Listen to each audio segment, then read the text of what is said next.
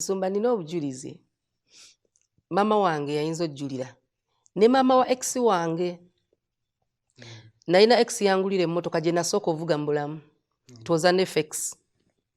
Nangulire ettaka side ye Masole. Kati ng'akola na mu government bikiwe bityo yali agende bweru bamuwadde scholarship okusoma. Ne tugera ne tumanyi tufunamu obutakkaanya ne twawukana. Si mbubi. Ne mugamba kati ebintu mbiteekawa. Yali akola nga Katonda blessings ayina. Nangamba omanyi kambikulekere. Tandika obulamu gwe tandikiraawo. Motoka nagitwala wa nnyina. Ekyapa ne nkitwala ewa nnyina. Ebyali mu nju ninga muganda wa bikime. Tetusobola bitwala biki. Ninga mboke kanfune gwe mbigaba. Nadda mu nju ya mama wange okuva mu muzigo. Ogwa X.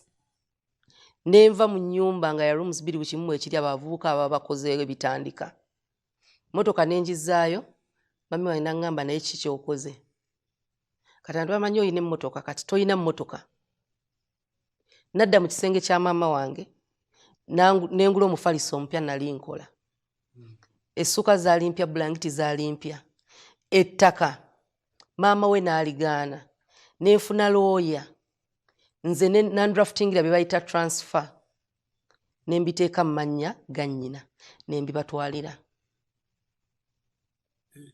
Kuga kyengendo okwo kyembadde njogerako sirina mu bulamu bwange ne kakati wendi sirina nsawo nti ne yali yampa firimu n'ebitabo novels nali nsoma bwali butabo omu ne firimu zino biseera nga bya CD DVD West Players bwe twayawukana ezimu zaali zambula nako ne mugamba lo DVD zo ze wampa naye zambulako ne mweleze emitwalo ago zalinga nyandowooza omulaga nti just mutima gwange okubeera satisfied sirina kike n'obutabo ensawo nga talina bwagenda zitwala nenzigaba ebisigadde n'enjokya sigenda mu kipya nga nkyalina ekikadde ekinkutteko awo mba sinnakuta sisobola tuula mu nju na musajja nga olwo ebifaananyi bya X obiteekawa bannange simanyi nakumanya gye bibulira ebimu naye bino ebintu byentegula simanyi suula kasasiro bwe bityo gye bigendera byoki ebyo sisigaza memory gwatali bw'oba taata wa mwana ye musajja ndowooza gwempa ekitiibwa biri mu alubamu ya mutabani we si yange omwana alina alubamu ye eyange ebeera mu musajja wange alubamu y'omwana erimu ebifaananyi bya kitaawe oba taata wa mwana toba bba wange bibiri tubyawula kati omwana mmulekera ekitiibwa kya taata we nenkimuwa oyo ye taatawo naye ate mu bulamu bwange abamulasinza muteeka mu alubamu mu nju temubaamu abasajja babiri kati alubamu eya famire sideboard TV biki byabayagula kati tutuula omusajja mba muwebula nti okubanga alaba TV ya musajja munne ye talina magezi gagula gijje ewaagule oli mu maka g'abantu oyogera bwe kirina obeera musumba omusajja ekitiibwa ky'omuwa si kufukamira that's a culture norm and value nti abaganda tufukamira ne waliyo cultures ezitafukamira ekitiibwa kwe kumuwa nti ne kyatamanyi abanga akimanyi gy'atali abanga gy'ali essaawa gye nnyambadde ddala ya musajja mulala ye yagigula oba ye yagigula bw'aba musajja mulala yagigula nga mukwano gwo akimanyi ekyo kirala ye respect naye omusajja okujoga musajja munne kwe kumanya nti byonna by'oyambadde bibye nga si wammaka kati bw'oba okkiriza omusajja omulala ojooga bbaawo ne mulaba TV ne mulabira kujoga yaliwo yavaawo onaze luvannyuma tumale kusaanyawo buli kantu musumba nina ekibuuzo kyenjagala nkubuuze onzikiriza okujja mu kkanisa mu house of prayer ne gamba ndokose nesigaza n'eyirizi ne sappule tubyokya njawulo ki bano babanga balubaale obeeyambula n'ogenda ne Katonda okoze the way olwaleero musaasire naye Olina okussaamu ono gw'olina ekitiibwa.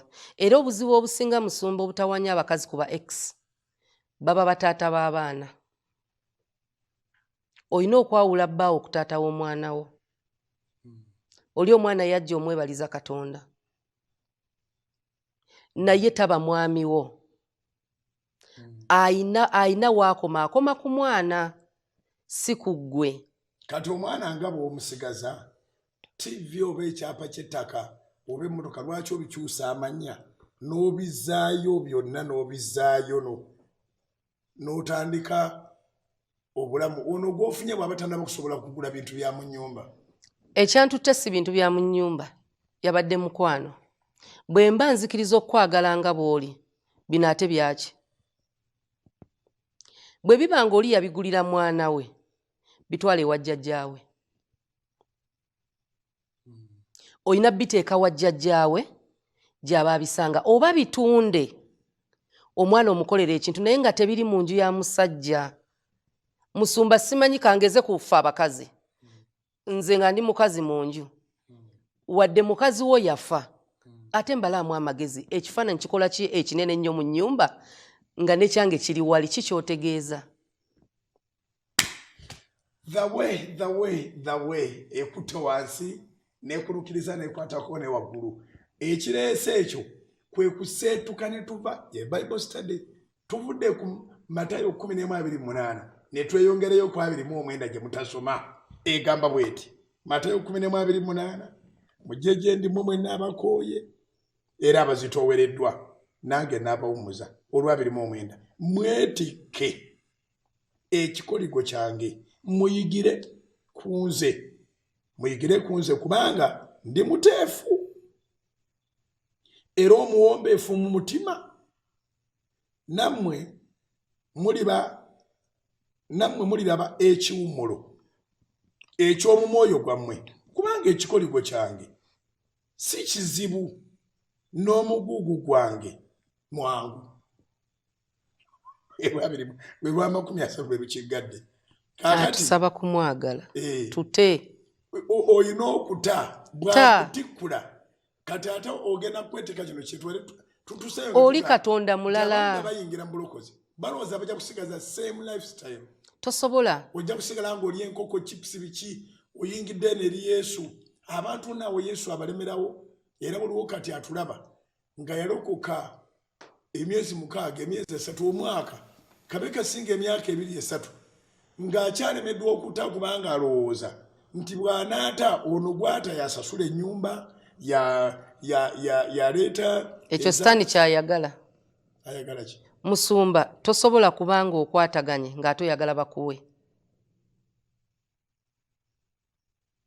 Kyenzikiriza mu ngalo bw'oba ojjuzza toyina bw'osaba Katonda kukuteeramu.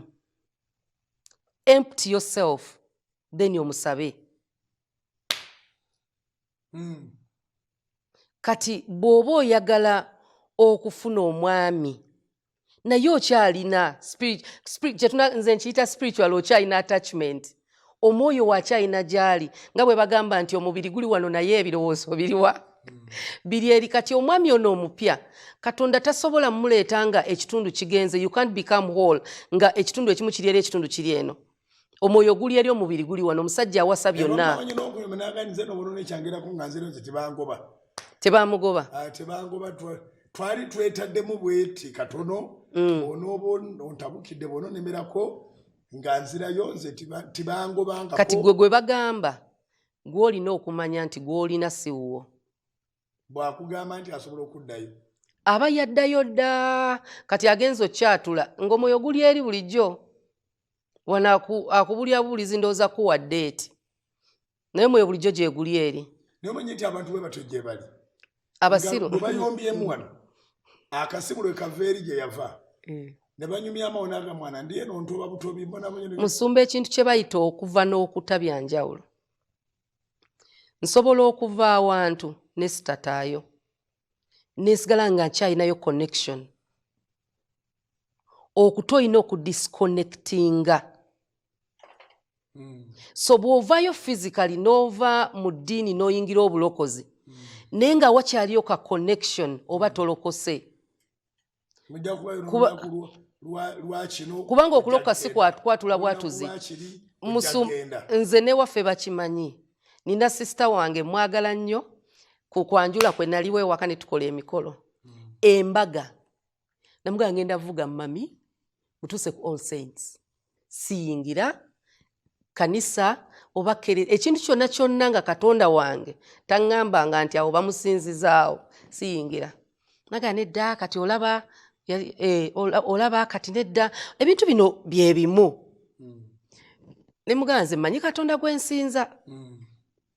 Embaga yatuuka yannyigira navuga mami paka ku mulyango ne manja bakima kandi na mungoyi zange za bujuna omugole teyamanya atuuka munda abuza Susan aliwo namugamba yagamba tasobola.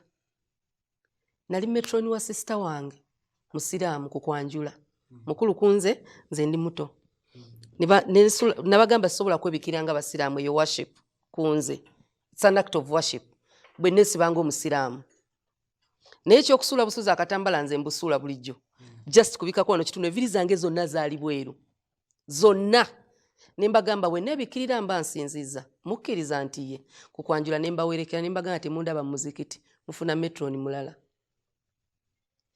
Nata I disconnected ku kintu kyonna ekitatambula na practice yanzikiriza yange tekikolebwa. Kati tuyina abalokole nga mukwano gwe bw'aba abatiza omwana mu kereziya agenda simanyi godmother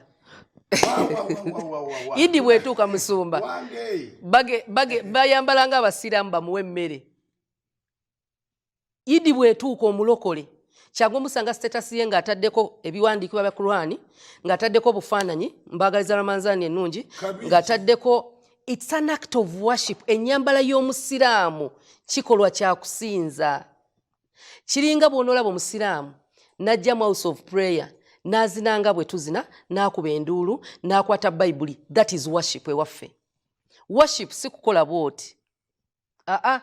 Kasita otwala buli kalombolombo kaabwe toyinza kuŋŋamba oli mulokolo yambala sappule. Kwegomba na kwagala kusanyusa nsi kwagala kubelonginga. You want to be accepted. Waliwo kye tuyita okwagala okufuna views.